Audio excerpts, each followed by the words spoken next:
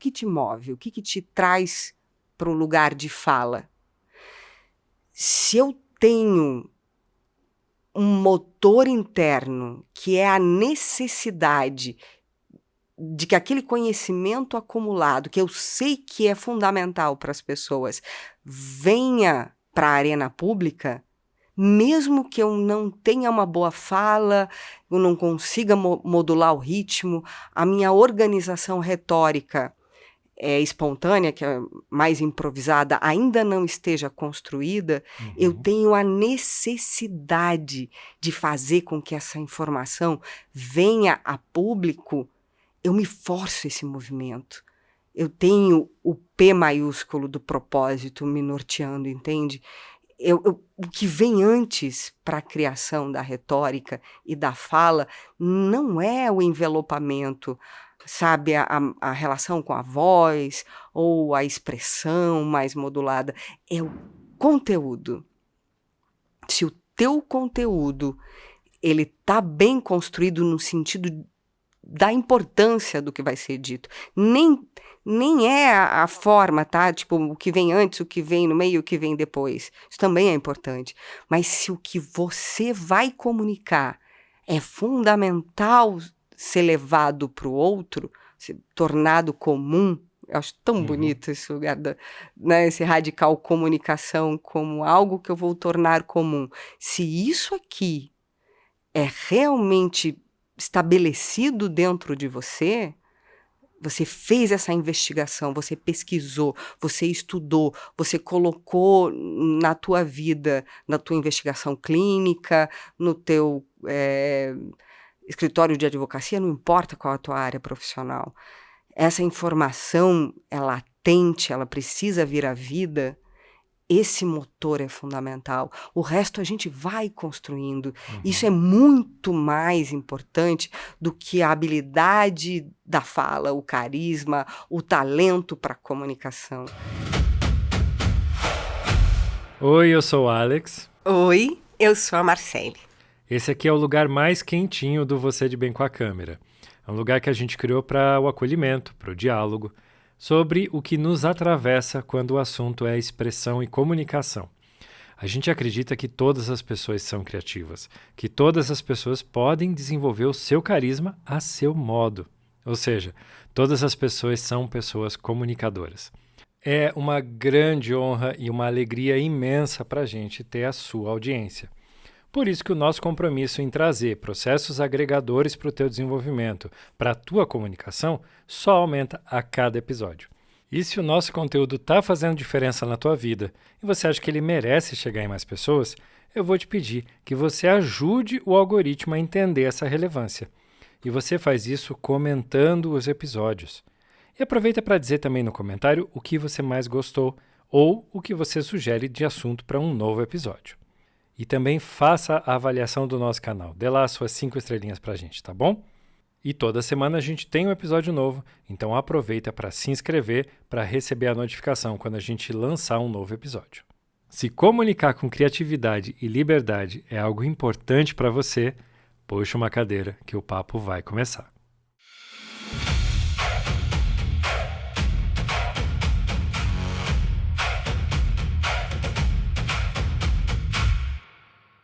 Aqui em Curitiba tem um shopping muito bacana que tem uma livraria excelente dentro dele. Nessa livraria tem um auditório e foi lá nesse auditório que eu encontrei com o Renato. Eu vou chamar ele de Renato, tá? Que é para preservar a identidade dele, vocês já vão entender por quê. O Renato foi o meu colega na faculdade de jornalismo e eu tinha ficado muitos anos sem encontrar ele, já que ele acabou indo trabalhar como analista de TI. Mas o Renato sempre foi um grande apaixonado por comunicação. Naquele dia, eu estava lá, sentado do lado dele, lá naquele auditório, esperando uma palestra começar. E, aliás, ele que tinha me convidado para assistir essa tal palestra, que era sobre comunicação em tempos de inteligência artificial. Olha só.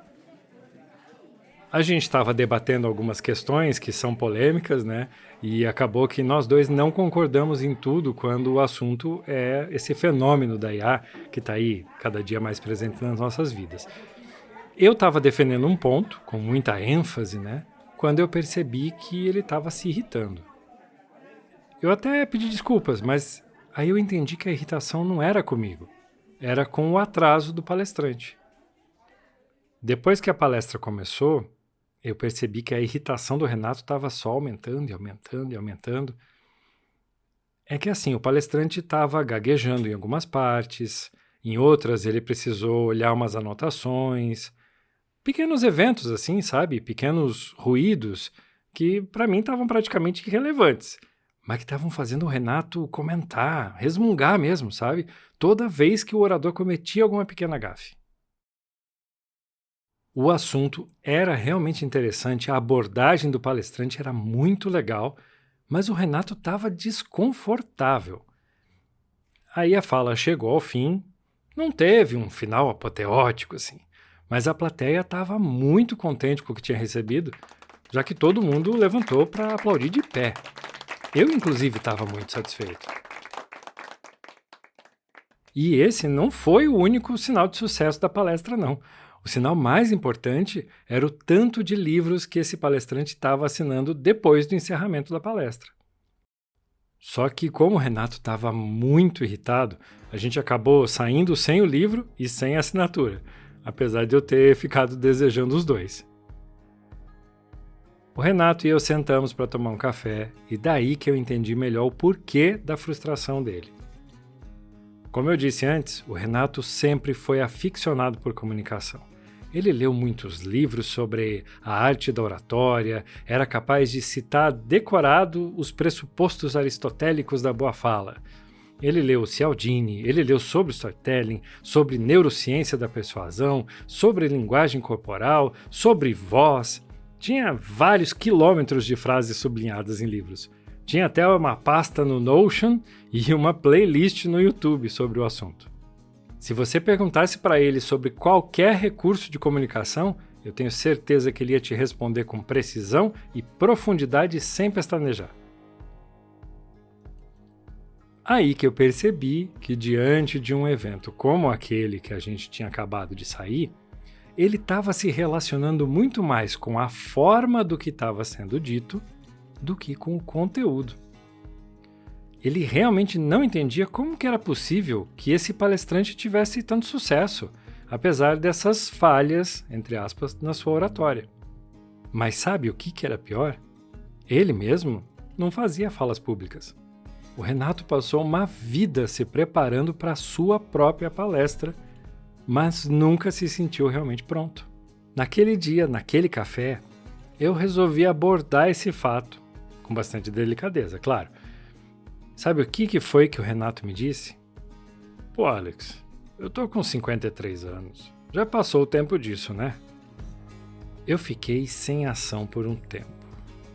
Como é que eu podia fazer ele entender que aquela afirmação dele não fazia nenhum sentido? Não fazia sentido passar uma vida se preparando para fazer falas públicas e depois dizer que não fez essas falas porque o tempo passou. Aí nesse momento chegou a torta que ele tinha pedido para saborear com o café. Aliás, um café delicioso por sinal, viu? Eu preciso ir lá de novo com a Marcele. Enfim, quando eu olhei a torta, me bateu aquela luz. Aquela metáfora perfeita estava ali na minha frente e eu disse para ele rapidamente: Não, Renato, você não pode comer essa torta. Agora não vai dar mais. Aqui levou muito tempo para que o pessoal da cozinha pudesse preparar. Agora que o café vai fechar, o shopping vai fechar, a gente precisa ir embora. O Renato não estava entendendo nada. Ficou num misto de ignorar minha fala ou levantar rapidamente e ir embora. E ficou ali, congelado, com um pedaço da torta preso no garfo, parado a meio palmo da boca. Daí eu disse para ele: Meu comentário não fez sentido, né, Renato? Mas ó, eu te juro que eu não tô tão ruim de piada assim. Aliás, nem é piada, é uma analogia. Como que é possível que você pode ter criado expectativas tão exageradas que na hora de você saborear o doce da sua produção, do seu estudo, você simplesmente se recuse a experimentar? Bom, a resposta que ele me deu, eu vou dizer para você no final desse episódio, tá? Porque agora, eu e a Marcele vamos mergulhar no universo da expectativa para entender como que ela pode se tornar muito tóxica quando é mal calibrada.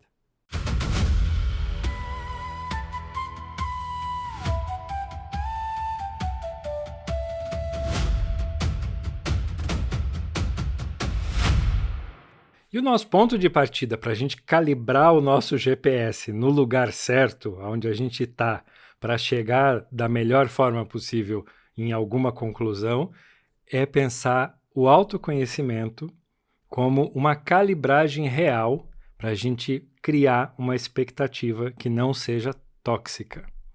Como é que a gente faz isso, Marcele? Como que a gente faz isso?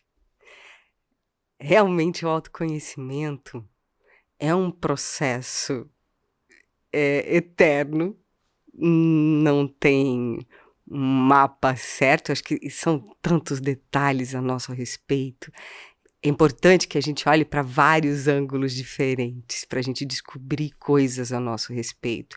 Porque quando as coisas elas estão sedimentadas demais no nosso comportamento, cristalizadas demais, ficam na paisagem também, a gente não percebe que a gente faz conta errada, que a gente não entende exatamente em que lugar que está nessa trajetória, porque a gente acaba medindo sucesso, realização, processo em função da vitrine das outras pessoas, e essa vitrine nem sempre ela é realista, sabe? Ela mostra um recorte. Tá mais interessante a gente olhar para nós, muitas vezes, do que olhar para fora. Mas ainda assim a gente precisa desse norte do que está acontecendo nas redes e nos palcos, nessas falas profissionalmente construídas. Encarar o outro que está no nosso concorrente, né? Encarar ele como uma pesquisa e não só como uma comparação, um meio de comparação, né? Uma pesquisa e até, de repente, uma inspiração. Se você tem, como o Renato que queria fazer palestras, se ele se inspira em palestrantes, é uma coisa. Agora, se ele olha para aquele palestrante que ele se inspira e começa a se comparar com ele, aí é o que você falou. Será que ele não está olhando demais para a vitrine e não está vendo os bastidores, né? Não sabe o que aquele cara passou. E que vitrine é essa? Mas para a gente não ficar também nesse lugar comum de dizer simplesmente não se compare, sim, a gente precisa entender que uma coisa é contraste, sabe? É muito difícil eu não me comparar. Outro dia vi uma moça na internet fazendo um desabafo. Poxa, eu me comparei. É que é muito natural a gente se comparar. A gente está fazendo um movimento de contraste mesmo. Quando eu coloco o meu pé do lado do pé do Alex, por contraste eu observo que o meu pé é muito menor do que o dele. Esse movimento é natural. É natural que quando eu faça a minha corrida, o meu exercício, e observe o movimento de uma pessoa mais experiente naquele esporte, sei lá, eu entenda que existe um contraste. O contraste, ele não é necessariamente a comparação tóxica. Uhum. A comparação tóxica é a que te leva para o lugar da ruminação, que a gente falou no episódio passado. A ruminação é o pensamento cruel a meu próprio respeito que me lança num lugar pantanoso de depressão, de baixa energia. De inação. De inação, de paralisia e às vezes até de ansiedade. Falando de depressão e ansiedade enquanto transtorno, nem todo mundo chega lá, mas a gente chega às vezes num lugar de energia tão baixo que impede a nossa ação. Então, assim, entender que o contraste é natural, o que é ruim é o pensamento negativo a respeito desse contraste, e que também existe medida, porque a diferença entre remédio e veneno é a medida, também me leva para um lugar mais saudável de percepção de quem sou eu na fila do pão. sabe? O meu lugar na fila do pão hoje, ele precisa ser diferente do meu lugar na fila do pão amanhã. Mas quando é esse amanhã também? Aqui também existe um lugar de expectativa, de calibragem de expectativa, porque é muito comum as pessoas começarem a fazer vídeos para a internet ou se lançarem no movimento de fala pública para desenvolver essa comunicação. E aí a expectativa do retorno é coisa de meses. Tipo, eu quero estar alcançando clientes ou reconhecimento, mas como é que você cria reputação? Percebe que isso é bastante delicado também? Que essa fala energizada, que de autoexpressão, ela é o primeiro passo para a criação de uma reputação, que eu preciso voltar aqui mais de uma vez com falas interessantes para que essa reputação vai sendo criada e, de repente, o retorno não veio dali 1 mês, 2, 6 meses. E a expectativa equivocada vai gerar paralisia.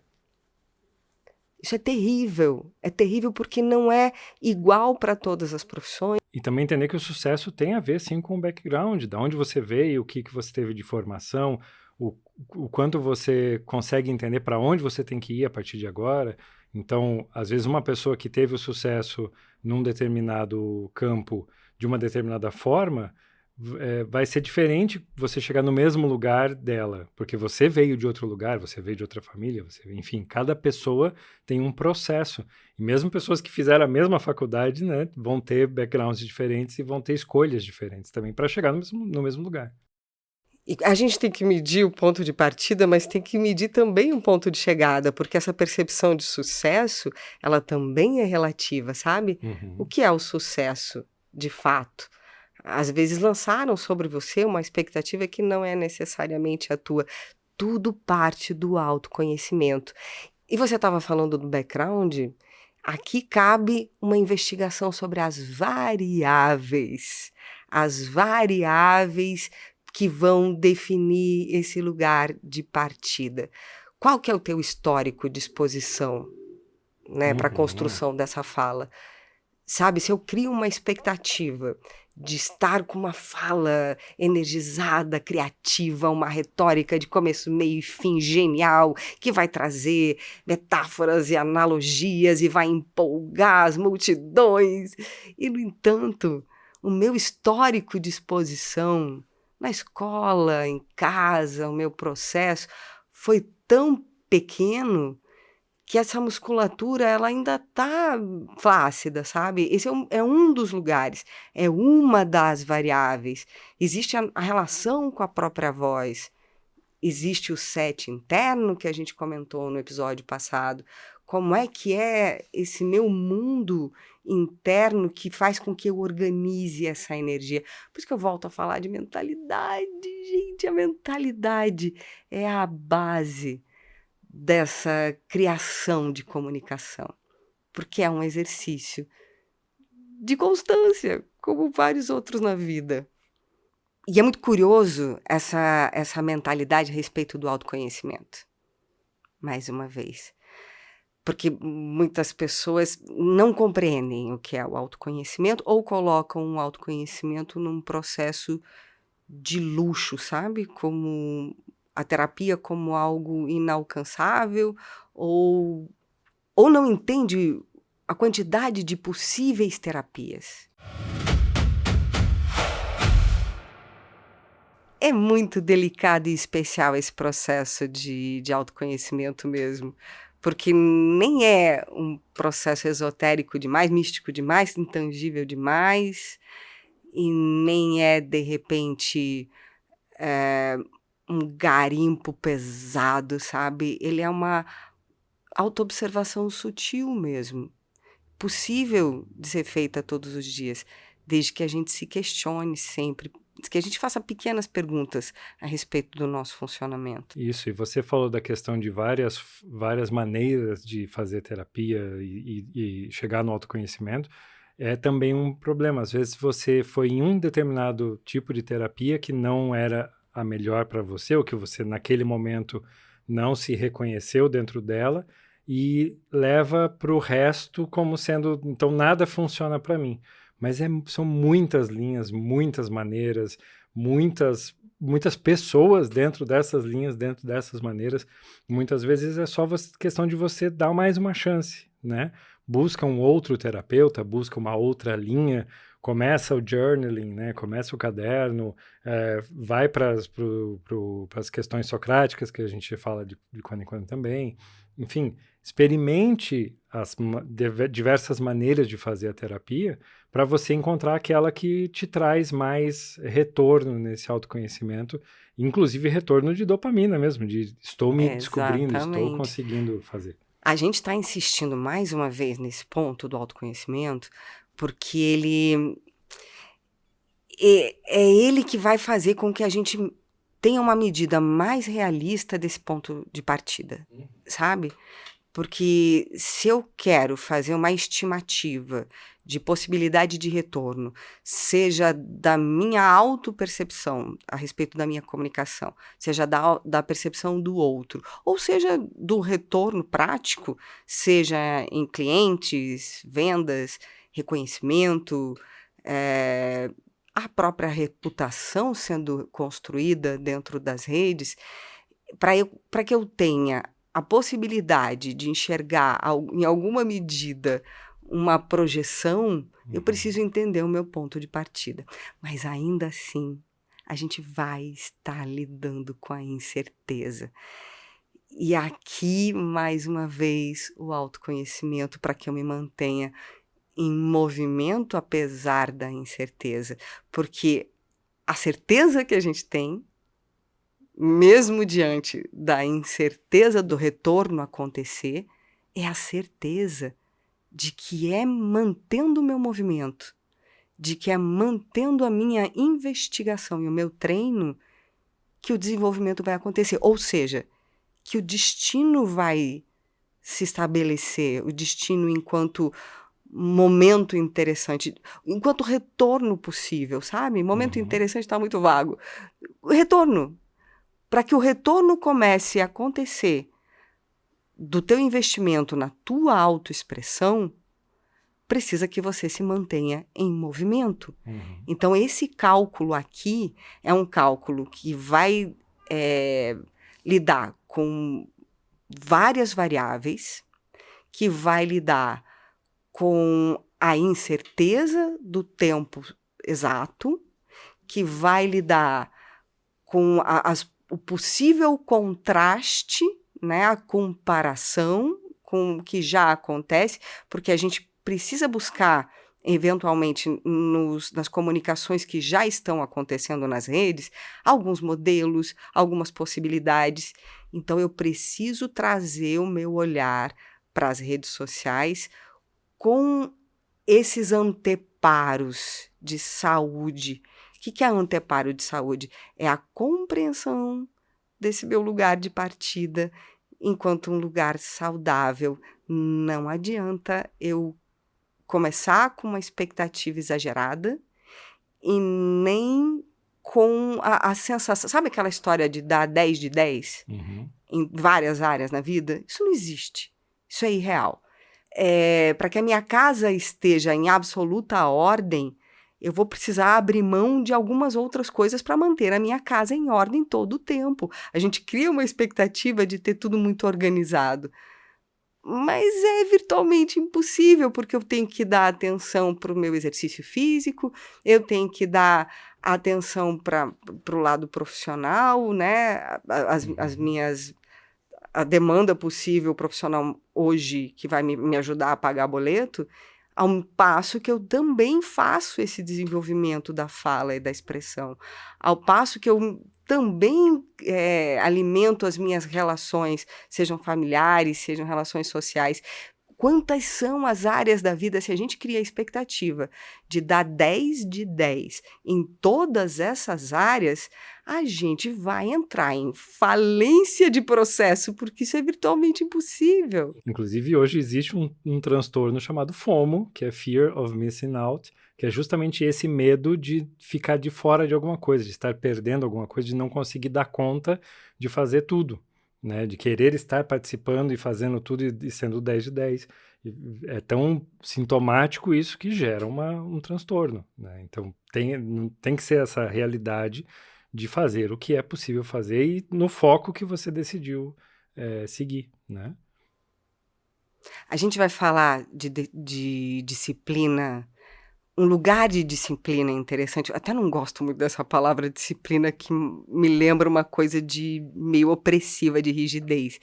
Mas a disciplina pode ser observada também com respiro, sabe? Eu já falo da disciplina, é porque antes eu queria falar dessa percepção que a gente pode ter a nosso respeito da ausência de talento para a expressão.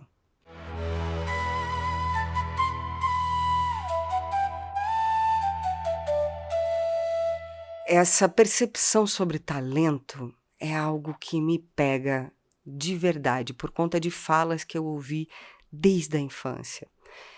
E quando a gente ouve algum conceito repetidas vezes, esse conceito vira uma crença. Essas crenças limitantes, elas são talvez o nosso principal trabalho enquanto eliminação de obstáculo para a gente desenvolver essa voz poderosa, sabe?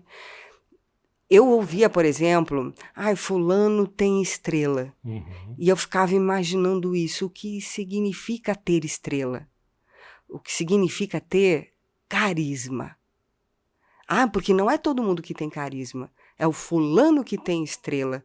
Então, se eu não tenho carisma, se eu não tenho estrela, eu entendo que não vale a pena o meu movimento. Se eu não tenho o dom, né? Se eu não tenho o dom, todas essas crenças, por mais que a gente tenha em algum nível, alguma consciência, elas estão muito enraizadas na gente, sabe? Especialmente para a nossa geração. Então, revisitar esse tipo de percepção é muito importante, porque, na verdade, o carisma, o talento, é uma construção. É o resultado do esforço, da vontade que a gente tem. A diferença da vocação para o talento. A vocação é a vontade, é o que me traz para cá. Ou a necessidade, porque a necessidade também é um lugar importante. E aqui é importante entender, diante desse mapeamento do que seria uma expectativa saudável, o que te move, o que te traz para o lugar de fala. Se eu tenho um motor interno que é a necessidade de que aquele conhecimento acumulado, que eu sei que é fundamental para as pessoas, venha para a arena pública, mesmo que eu não tenha uma boa fala, eu não consiga modular o ritmo, a minha organização retórica espontânea, que é mais improvisada, ainda não esteja construída, eu tenho a necessidade de fazer com que essa informação venha a público, eu me forço esse movimento. Eu tenho o P maiúsculo do propósito me norteando, entende? O que vem antes para a criação da retórica e da fala não é o envelopamento, sabe, a relação com a voz ou a expressão mais modulada, é o conteúdo. Se o teu conteúdo ele tá bem construído no sentido da importância do que vai ser dito, nem é a forma, tá? Tipo, o que vem antes, o que vem no meio, o que vem depois. Isso também é importante. Mas se o que você vai comunicar é fundamental ser levado para o outro, ser tornado comum, eu acho tão bonito esse lugar, esse radical comunicação como algo que eu vou tornar comum. Se isso aqui é realmente estabelecido dentro de você, você fez essa investigação, você pesquisou, você estudou, você colocou na tua vida, na tua investigação clínica, no teu escritório de advocacia, não importa qual a tua área profissional. Essa informação é latente, ela precisa vir à vida. Esse motor é fundamental. O resto a gente vai construindo. Isso é muito mais importante do que a habilidade da fala, o carisma, o talento para a comunicação. Você tem algo para ser levado para o outro, sabe? Aí, essa investigação sobre a melhor forma é um processo, naturalmente, mas ele vai acontecer porque você tem um motor original, esse fôlego que te traz todos os dias para o teu exercício da comunicação. E é o vir para cá repetidas vezes que vai te fazer criar um músculo como qualquer outra coisa, né? Então, esse lugar da estrela, o fulano é um ponto fora da curva. O que é o ponto fora da curva? Meu pai, será que ele não teve a oportunidade de alguma forma ter começado esse ponto de partida dele, sabe? Para que ele seja um ponto fora da curva, ele não consegue ser mapeado pela gente tão facilmente. Provavelmente ele teve mais oportunidades que se você está nesse processo de contraste ou comparação tóxica e você está observando alguém que está num ponto fora da curva, saiba que dentro das possíveis variáveis, essa tua expectativa está equivocada, tá? Você não está mapeando direito o ponto de partida dele. O ponto de partida dele provavelmente estava adiantado em relação ao teu ponto de partida. Sim. Sabe? A gente precisa levar em consideração todas essas variáveis para que ele seja, então, esse ponto fora da curva. E também não é muito justo com o próprio ponto fora da curva, a própria pessoa. Porque quando você diz ela tem talento, ela tem o dom, ela é um ponto fora da curva, você está tirando dela o esforço. Você está dizendo que ela teve sorte. Entende? Mas não necessariamente. Ela pode ter tido, sim, alguns benefícios, mas ela também pode ter tido um esforço muito grande para chegar naquele lugar que você está olhando e considerando um ponto fora da curva. Então, tem que se olhar sempre a história da pessoa antes de você chegar em qualquer conclusão dessas para você se nortear, né? Total.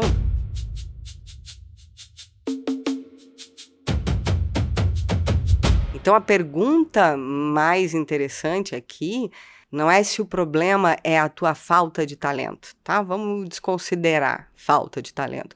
Vamos pensar em ausência de mapa, dessa marcação. Qual é o meu ponto de partida em relação às variáveis todas que a gente já mapeou aqui? Talvez eu não tenha falado de todas as possíveis variáveis, porque são muitas e são subjetivas. E também desse ponto de destino. A gente não consegue, de repente, estimar com precisão o tempo, mas eu consigo estabelecer a minha rota diante de onde eu gostaria de chegar, entender que existem muitas variáveis para esse ponto de partida e também observar que não é uma linha reta para essa trajetória. Que as curvas do caminho, elas existem para todas as pessoas, porque a vida impõe desafios. Como é que a gente vai lidar com esses desafios? Se eu entendo todas essas variáveis, as curvas do caminho, aí, de repente, eu vou ter um mapa mais honesto na mão. Com certeza. E é uma forma de você calibrar o teu GPS nesse momento para pensar o daqui para frente, de você fazer uma comparação, você com você mesmo, de onde você estava e onde você está agora. E esse desenvolvimento, esse tempo de desenvolvimento, esse caminho que você já trilhou, também vai te dar uma noção um pouco mais avançada de quem é você nesse processo. Quais foram as decisões que você tomou, os caminhos que você percebeu com o que você tem na mão agora de conhecimento. Isso também pode ser uma calibragem de GPS de um novo ponto de partida. Total. Aliás, essa é a única comparação saudável. Sim. É você com você mesmo. Porque aí você consegue observar se você esteve em movimento para o desenvolvimento ou não. Inclusive, busque essa alteridade que a gente sempre comenta aqui. De repente, uma pessoa de fora. Eu sei que para algumas pessoas também é desafiador encontrar essa rede de apoio saudável. Mas nem sempre a gente é justo com a gente mesmo. Então, essa conta, às vezes, precisa desse olhar de fora. O que não dá é para desistir, inclusive de encontrar essa pessoa assertiva, sabe? Uhum. A gente consegue. Agora vamos falar sobre a disciplina que eu tinha comentado antes, porque existe uma forma de perceber disciplina de um jeito mais interessante e mais saudável também. A história do Renato é a história da procrastinação diante de expectativas irreais, mas também diante da relação com uma disciplina que seria uma disciplina coerente. Ele estava com os olhos todos voltados para a investigação acadêmica, textual, literária. Uhum. Né? A gente precisa da expressão na arena do game, no jogo. E quantas vezes? Em que tempo? Como é que eu faço uma organização de disciplina para que este movimento seja um movimento realmente saudável? Sim, ler um livro sobre tênis não vai te fazer ser um tenista. Você vai ter que ir para a quadra, vai ter que pegar a raquete, vai ter que bater na bola várias vezes errado, até você aprender a bater do jeito certo. Exatamente. Só que, apesar da leitura parecer uma coisa muito nobre, ela é mais fácil. Ela é mais fácil porque você corre menos riscos. Uhum. Você está num ambiente absolutamente controlado. E você tem a sensação, então, de que você está fazendo um esforço. Não tá. Não o esforço coerente, sabe? Porque a zona de conforto, ela organiza o teu terreno diante dos movimentos conhecidos. Quando a gente precisa trazer a nossa fala para a arena pública, a gente está lidando com a imprevisibilidade da reação do outro. Uhum. Então, ele é um movimento desafiador, mas ele é o movimento mais necessário. E assim, toda vez que eu faço um movimento difícil, eu estou incorrendo num movimento de disciplina. Sim. Sabe, mesmo que ele não seja diário, se eu consigo me organizar para que no início de produção, de criação, de autoexpressão, ele aconteça algumas vezes no mês, eu nem vou sugerir aqui um número ideal, tá? Porque isso é muito diferente de pessoa para pessoa, das variáveis possíveis, das suas demandas de vida, da sua realidade. É interessante a gente fazer uma autoanamnese mesmo, para buscar essa percepção mínima de autoconhecimento para a criação dessa expectativa e desse processo de disciplina. Mas se eu consigo definir para mim uma meta possível, seja qual for, eu realmente não vou dizer, eu estou aqui tentada a dizer um número de movimento, semanal, diário, mensal. Eu não vou fazer, eu vou deixar mesmo para que as pessoas busquem diante da sua realidade esse lugar de desafio. Agora, ele precisa ser desafio, ele precisa ser difícil. O bíceps, ele não vai aparecer se eu ficar puxando um peso confortável na academia. Uhum. Ele precisa ser provocado. Eu preciso até gerar uma machucadura, porque é o processo de lida com a inflamação que vai fazer o desenvolvimento do músculo, entende? Para quem toca violão sabe que só o músico que treina muito tem calo no dedo. Então, eu não quero forçar um limite para não gerar um desgaste, mas eu preciso trazer o estímulo para o difícil, para esse lugar que sai da investigação acadêmica, da investigação textual e que vem para a arena. E na arena, Na arena pública, você está sujeito a absolutamente tudo. Mas aqui tem a paga mais bacana também, que é a validação. Quando ela acontece, ela é mágica, ela é estímulo, entende? Aqui a gente aprende a desenvolver uma coraça quando a crítica vem, e ela vem, e a gente tem que aprender a lidar com ela. Só que a gente também tem instrumentos para lidar com a crítica. A gente vai trazer em outros episódios aqui processos para a gente lidar com o julgamento dos outros. Uma coisa que eu já quero deixar dita é: quanto menos a gente julga, mais tolerabilidade a gente tem com o julgamento alheio. De novo, o treino a partir do autoconhecimento. Quanto mais voraz é a minha necessidade de dar nota, de emitir opinião, validação ou não, mais cruel eu vou ser comigo mesmo também. Então é um lugar de observação.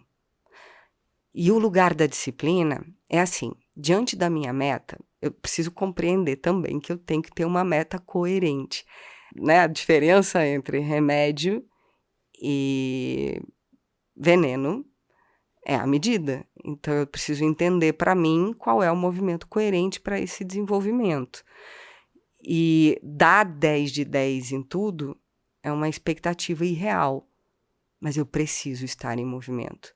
Eu preciso me desafiar. Sem o desafio, o desenvolvimento não acontece. E outra, de repente eu fiz o desafio. Eu entrei em movimento. Eu já estou percebendo algumas facilidades nesse desenvolvimento da expressão. O que vai acontecer? Eu vou criar uma nova zona de conforto. A vida é feita assim. Né? Eu estabeleci uma nova série na academia. Se eu ficar fazendo essa série forever and never, o meu músculo não vai se desenvolver. Vai chegar um momento em que eu vou precisar mudar a série. Vai chegar um momento em que o meu treino de expressão também vai precisar de novos estímulos. Para eu conseguir alcançar outros lugares com essa fala pública, eu preciso também entender o momento de mudar o estilo. E aí eu gostaria de fazer 2 provocações. Eu gosto muito da expressão força de vontade, mas a exemplo do propósito, ela já foi banalizada, sabe? E a gente acaba entendendo força de vontade de um jeito meio engessado, muitas vezes. A gente precisa, sim, ser gentil com a gente mesmo. Entender que o tempo do nosso processo é diferente do tempo do processo do outro. Que o esforço, ele é importante e necessário. Mas que essa força de vontade é um outro lugar, tá? Tá relacionado ao teu tesão.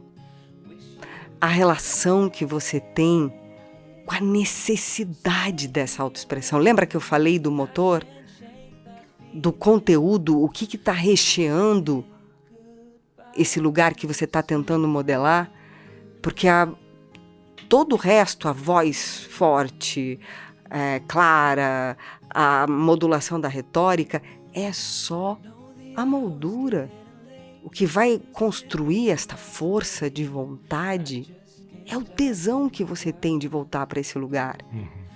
Então, se está muito difícil este movimento, vale um olhar de novo para esse motor, sabe? O que é que está te trazendo para cá? O que é que alimenta o teu movimento com o teu próprio trabalho, o teu ofício? Quando a gente é apaixonado pelo que a gente faz, a gente sabe muito sobre o que a gente faz. E quando a gente sabe muito sobre o que a gente faz, a gente tem muito para dizer. E o fato de ter muito para dizer é o fato de você ter muita matéria-prima. Você vai ter o que trabalhar. Você vai ter como refletir em cima deste conteúdo, que às vezes é meio disforme, a maneira de organizar ele da melhor forma, sabe? Como construir um início, que a gente chama de gancho para as falas, como construir as metáforas, as figuras de linguagem, como se valer dos recursos para dar forma para aquilo que você conhece muito.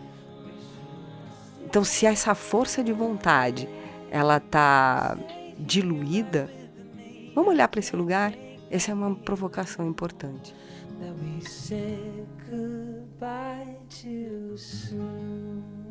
E a segunda provocação é realmente para o tema desse episódio. Se a expectativa é uma conta, será que ela não está tão equivocada que vai acabar pesando? Ou será que ela está tão irreal que ela está tirando você do lugar do treino? Como é que a gente faz para fazer uma conta um pouco mais precisa? Eu acho que a gente entendeu aqui que autoobservação e autoconhecimento é fundamental.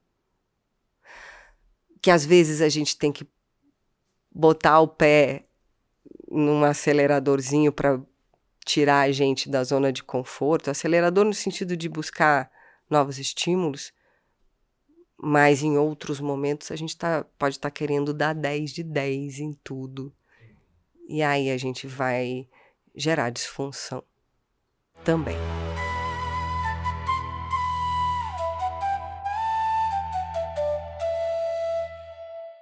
Mas eu queria te perguntar, Alex, e o que aconteceu com o Renato? Você deve estar se perguntando, né? O coitado do pobre do Renato tá lá sentado no café até agora, né? A gente aqui falando e ele lá com a Você torta deixou o pendurada. Renato lá Deixa. segurando o Bom, garfo. o que aconteceu, na verdade, né? Depois daquela provocação que eu fiz para ele, e eu confrontei ele, né, com essa forma comum de autossabotagem, de procrastinação, enfim, isso que a gente conversou no episódio todo.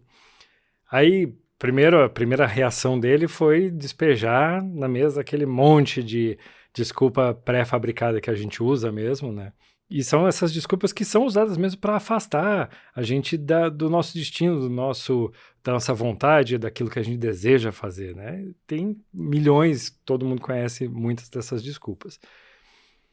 Aí, quando ele estava nesse processo de se debater com essa dificuldade de olhar, daí ele parou, deu um silêncio, e ele percebeu que todas essas desculpas que ele estava dando também não faziam sentido, igual a provocação que eu tinha feito para ele. E nesse momento eu tive a oportunidade de falar para ele sobre um dos ensinamentos budistas que mais servem de alicerce para a minha vida, né? Qualquer processo de desenvolvimento humano demanda um tripé. E cada vértice desse tripé tem um desses 3 suportes. Um deles é o estudo, o outro suporte é a prática e o terceiro suporte é a fé. Se você tem um deles faltando, como acontece num banquinho, né? Se tiver um pé faltando, o processo fica meio capenga. É importante, sim, você ter o estudo, você ter a parte teórica, você ter teu aprofundamento de raciocínio em cima do teu assunto. Porém, se você tem só isso, sem você colocar em prática e sem você acreditar, vai ficar igual o Renato, parado no tempo, sem coragem de ir para algum lugar. Se você tem só a prática, se você resolve se lançar kamikaze na prática do teu assunto, sem você acreditar em você mesmo e sem você ter a base teórica, você acaba ficando uma caixa de presentes sem conteúdo, né? Pode ter uma forma bonita, mas você não vai alcançar também o teu destino. Muito mais difícil você alcançar o destino. E se você acredita em você mesmo, tem uma forte fé em você mesmo, mas não se prepara, acaba que você fica esperando algo mágico acontecer. Então esse tripé precisa estar junto. Você precisa ter conhecimento, estar bem alicerçado na tua base teórica, botar essa base teórica em prática e ter fé em você mesmo, fé naquilo que você está fazendo, fé que o teu conhecimento e a tua prática vão te levar para um destino, o destino que você quer, um destino melhor. Então, essa é uma coisa que eu levei para ele que me norteia muito quando eu estou meio perdido sobre o que fazer, quando o meu banquinho está meio querendo balançar, Capenga. eu presto atenção nessas 3 coisas. Será que eu não estou deixando de acreditar? Será que eu não estou deixando de ter fé? Será que eu não estou com pouca prática? Né? Será que eu não tenho que ir mais a campo, colocar essas coisas a teste? Ou será que eu não deixei de estudar alguma coisa que eu precisaria estar sabendo para poder aplicar nesse momento? Então fica esse pensamento que a gente segue no budismo, mas que pode ser muito facilmente trazido para a vida real, de ter esse tripé de fé, prática e estudo. É isso, gente. Para a gente chegar na autoconfiança, ou seja, na autoexpressão poderosa, a gente precisa de alguns motores para essa ação. A gente precisa desse ajuste, dessa calibragem da expectativa para que ela seja saudável e não tóxica. E a gente precisa também aprender a equilibrar esse banquinho desse tripé, desses 3 vértices aí de sustentação: a fé, a prática e o estudo. É muito maravilhoso ter você aqui com a gente. E esse é o momento da gente solicitar a tua participação, para que a gente não fique aqui falando sozinho. Eu quero saber se você veio até o final do episódio, quem veio com a gente até aqui, então comenta, por favor.